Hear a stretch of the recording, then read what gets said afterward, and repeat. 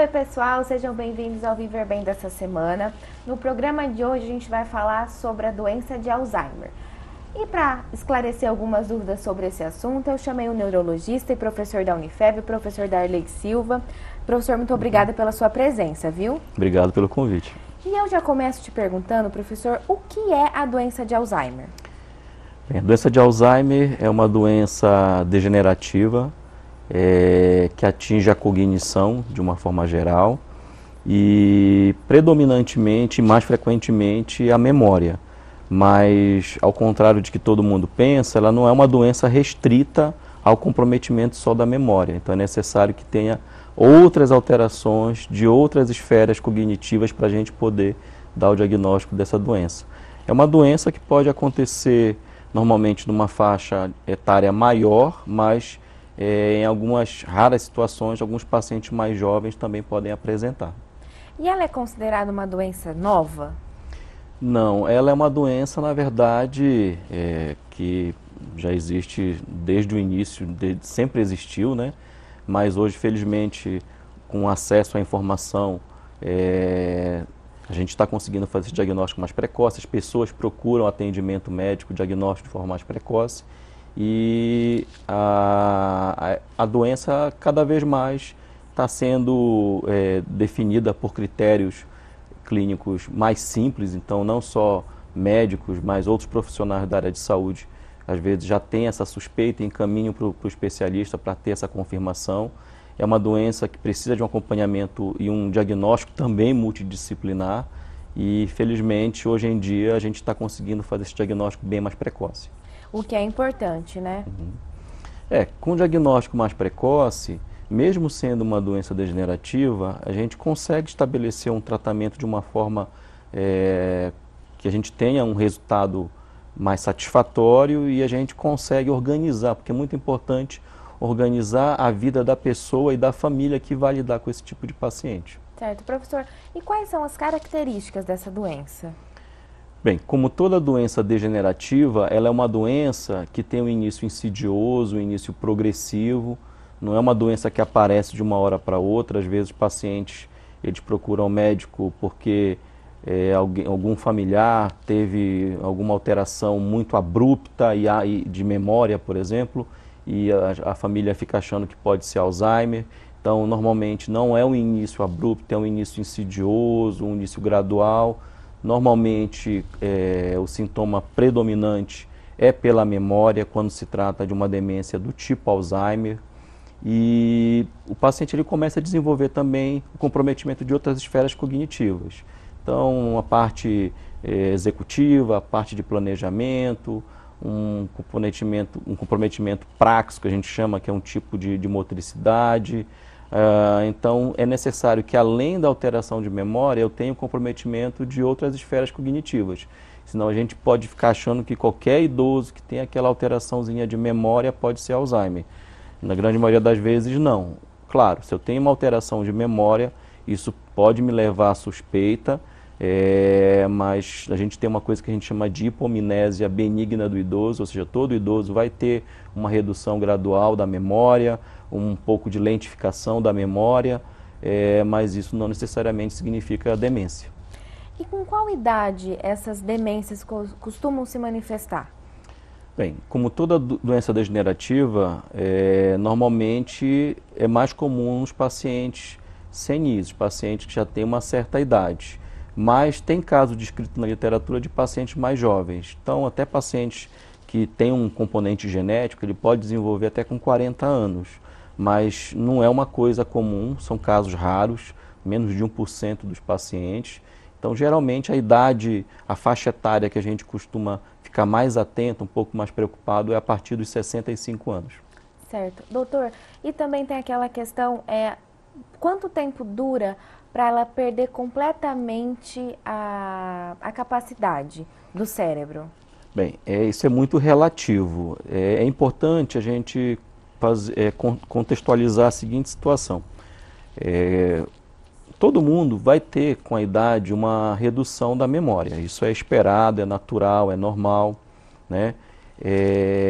Quando essa redução da memória ela acontece com algum prejuízo nas atividades de vida diária do paciente, a gente começa a suspeitar que tem alguma coisa errada. Então, o que é importante para a gente é prestar atenção se essa redução de memória é uma coisa esporádica, sem repercussão nas atividades do dia a dia, ou se é alguma coisa que começa a ter alguma repercussão na vida da pessoa.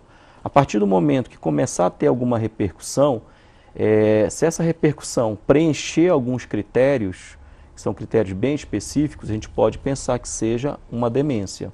Mas mesmo entre a normalidade, que é o que a gente chama da hipomnésia benigna do idoso, que é aquela redução gradual e natural da memória do idoso, e entre o extremo, que é a demência, a gente tem uma zona cinzenta que a gente chama de comprometimento cognitivo leve.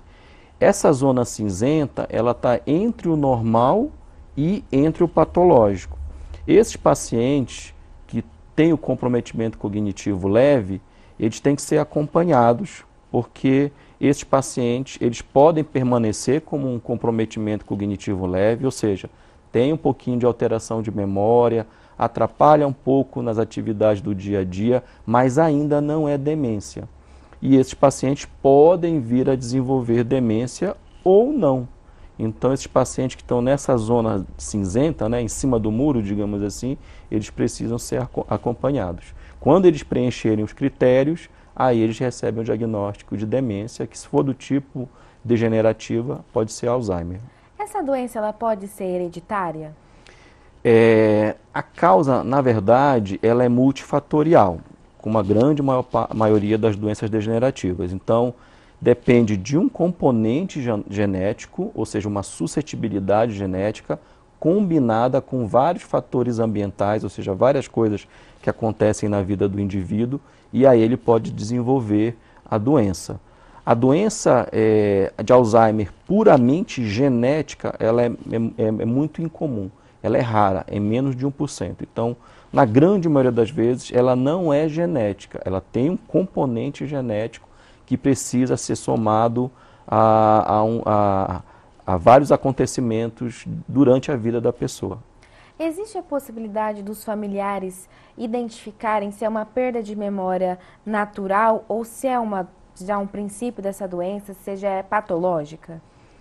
Bem, a grande dica é sempre observar se aquela perda de memória ou aquela mudança da memória do paciente traz alguma repercussão nas atividades do dia a dia dele, né?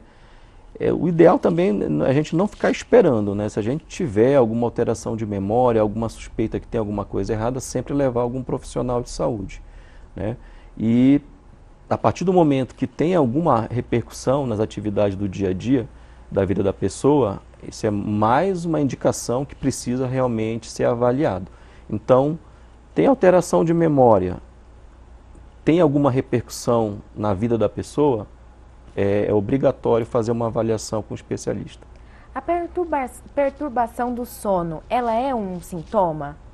A perturbação do sono pode sim ser um sintoma de algum tipo de demência. Geralmente, na demência de Alzheimer, ela não costuma ser o primeiro sintoma. Então, no Alzheimer, normalmente o primeiro sintoma é o sintoma de memória. Existem outras demências que não se caracterizam por iniciar por um problema de memória. Geralmente começam com outros sintomas e a alteração da memória vai aparecer depois.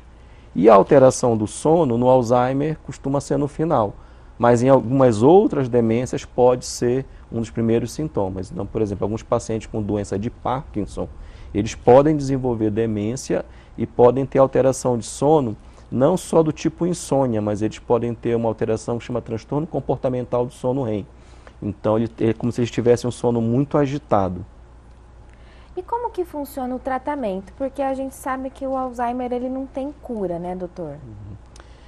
Uma coisa muito importante é assim, quando a gente tem suspeita de algum tipo de demência, é muito importante tentar fazer o diagnóstico precoce, não, claro, só para fazer o tratamento, para dar uma resposta, né, para os familiares, mas tentar dar esse diagnóstico precoce para a gente ver se é um tipo de demência reversível ou irreversível. O Alzheimer é uma demência irreversível, não tem cura, como você falou. Mas existem demências que são reversíveis, que são curáveis. Não é o caso, infelizmente, do Alzheimer. Mas em menos de 10% dos casos, algumas formas de demências, por exemplo, uma demência relacionada a hipotiroidismo, uma demência metabólica em alguns pacientes com diabetes grave, se eu controlar a doença básica, eu reverto a demência do paciente. Né? Algumas demências, por exemplo, também relacionadas à deficiência de vitamina, deficiência de vitamina B12, por exemplo, se eu reponho a vitamina B12 para o idoso, a memória volta ao normal nas fases iniciais. Então é importante fazer esse diagnóstico precoce. No caso do Alzheimer, infelizmente, ele é uma demência do tipo irreversível, mas a gente tem como modificar um pouco a história natural da doença se a gente fizer um diagnóstico precoce. É normal aparecerem outras enfermidades junto com a doença de Alzheimer nesse idoso? Sim, pode acontecer. Às vezes o paciente ele pode ter mais de um tipo de demência ao mesmo tempo, é o que a gente chama de demência mista. Então, o paciente, às vezes, por exemplo, que tem demência de Alzheimer e tem Parkinson, ele pode ter demência tanto pela doença de Alzheimer quanto pela doença de Parkinson. Ele pode, às vezes, ter alguma doença metabólica, hipertensão, diabetes, que também podem alterar a parte de memória.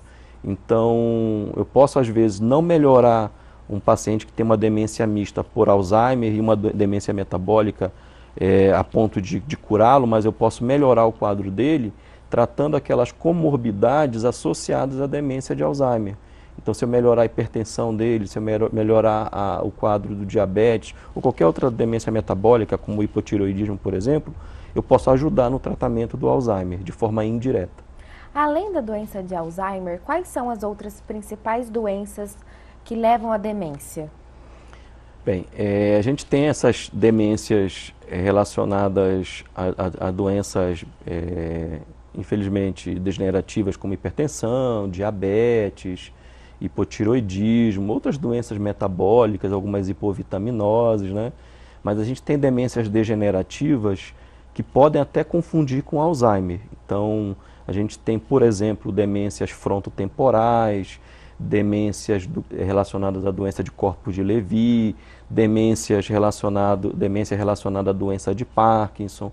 Então, existem vários tipos de demência. A demência de Alzheimer é a demência mais comum, né, de todas, mas existem outras que são relativamente frequentes e que os tratamentos são totalmente diferentes. Então, eu preciso fazer esse diagnóstico diferencial para que a gente possa tratar o paciente de forma adequada. Certo. Professora, a gente vai dar uma pausa rapidinho aqui no Viver Bem, mas não sai daí não, que daqui a pouco a gente está de volta, viu?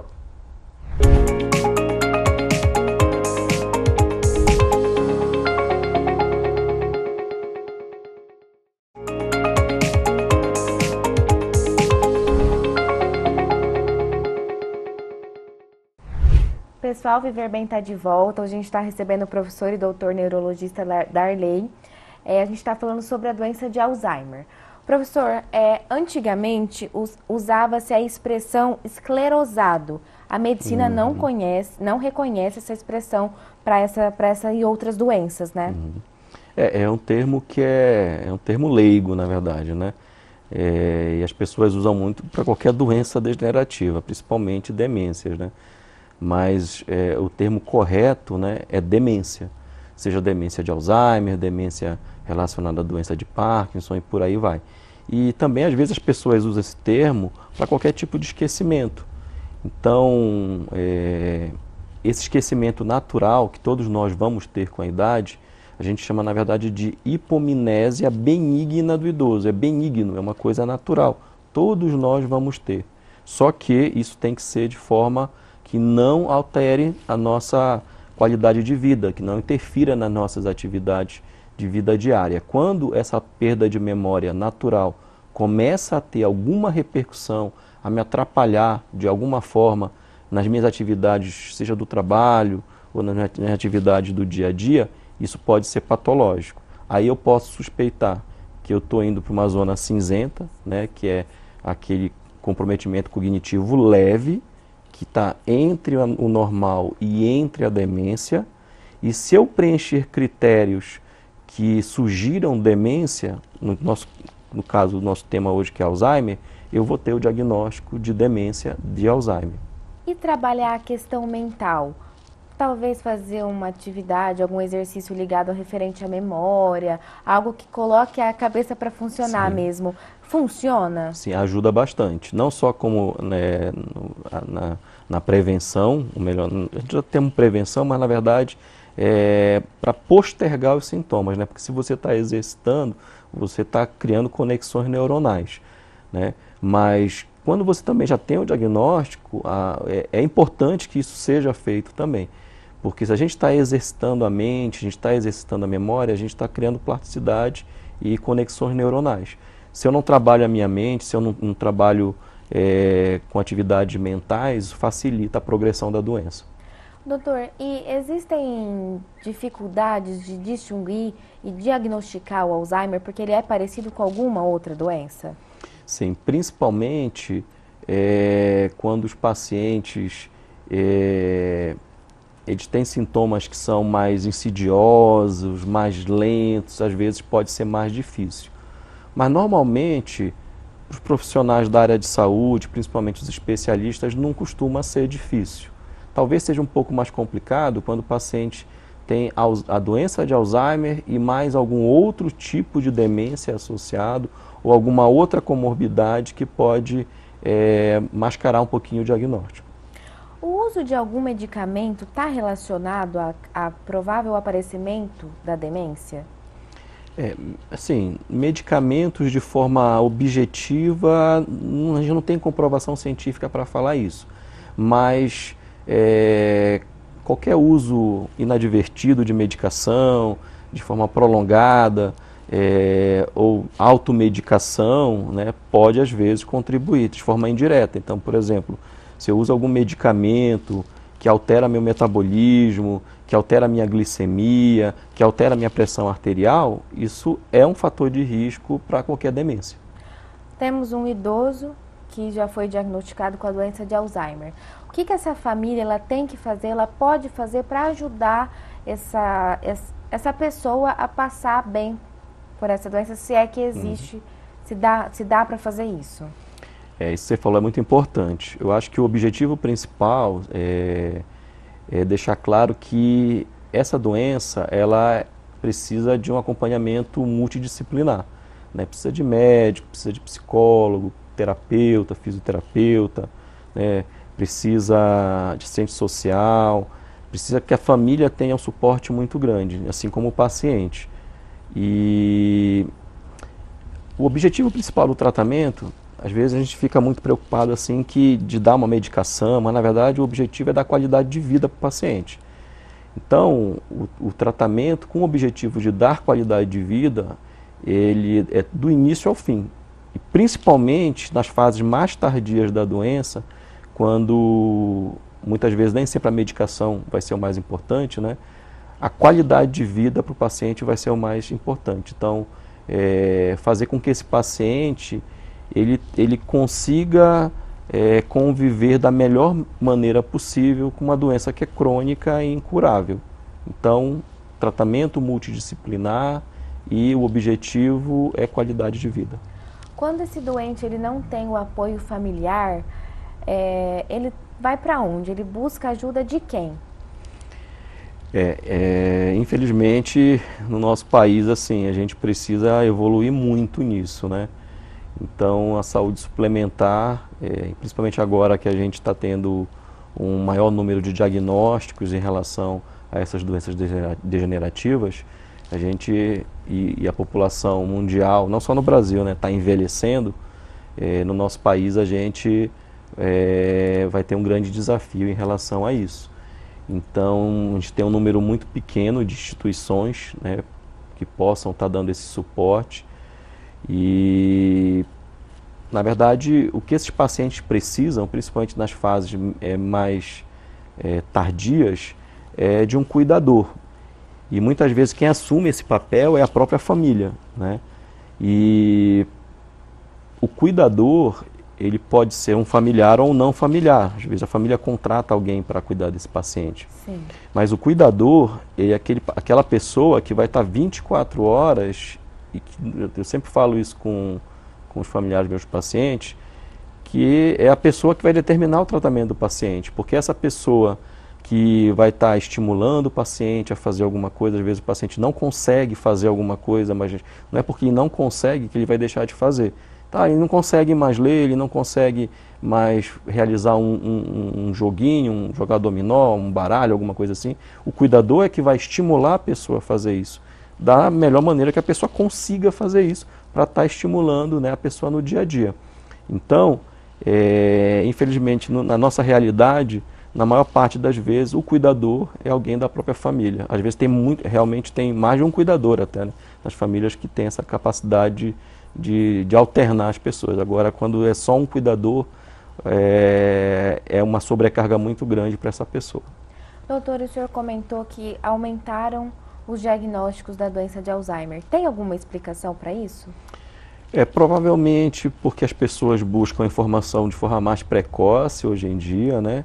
A medicina, ela evoluiu muito na parte de diagnóstico também, só que o diagnóstico ele não se baseia num exame só, um exame específico, a gente se baseia num contexto, a gente usa exames complementares de alta complexidade, como ressonância, às vezes exames não tão comuns, como exame de líquor, ou SPECT, PET, alguns marcadores também, mas o diagnóstico ele é basicamente clínico. Então, as pessoas buscando o diagnóstico de forma mais precoce, porque tem mais acesso à informação, provavelmente é isso que está fazendo com que a gente consiga dar esse diagnóstico cada vez mais precocemente. Essa doença ela é mais comum em homens e mulheres ou não tem essa...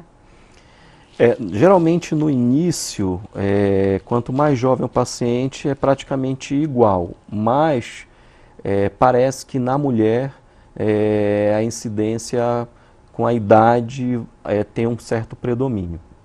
Tem alguma explicação? Não. Tem um componente, uma suscetibilidade genética, mas alguns fatores hormonais também associados. Ah, entendi. Professor, a gente já está encerrando e eu gostaria que o senhor terminasse o programa de hoje dando um recado para essas famílias que estão cuidando desses idosos hoje, que estão doentes, né? O que o senhor poderia falar para elas? Eu acho que o mais importante se a gente tiver qualquer sinal que sugira a possibilidade de uma doença degenerativa, levar o mais precocemente possível, ou a própria pessoa, né, se perceber que tem alguma coisa diferente relacionado às atividades do dia a dia, a pessoa está acostumada a fazer alguma coisa com facilidade, começa a ter alguma dificuldade. No nosso caso, nosso tema hoje que é a memória está diferente, não é como era antes, está tendo alguma repercussão, procurar ajuda o mais precocemente possível. E uma vez sendo feito o diagnóstico, que é importante que a família entenda que esse diagnóstico ele vai levar a um tratamento que exige um acompanhamento multidisciplinar. Normalmente o paciente ele precisa de um neurologista, de um geriatra, às vezes também de um psiquiatra, do ponto de vista médico, mas precisa também de terapia, de reabilitação, de estímulo, fonoaudiólogo. É um tratamento multidisciplinar. E se a família tiver esse suporte multidisciplinar, isso diminui um pouco e ajuda na condução, reduzindo a carga sobre a família desses pacientes, melhorando a qualidade de vida deles, que é o mais importante. Tá joia, doutor. Muito obrigada, viu, pela sua presença aqui. Eu que agradeço o convite. Obrigado. Pessoal, o Viver Bem de hoje está ficando por aqui, mas na semana que vem a gente tem um encontro marcado. Beijos e saúde!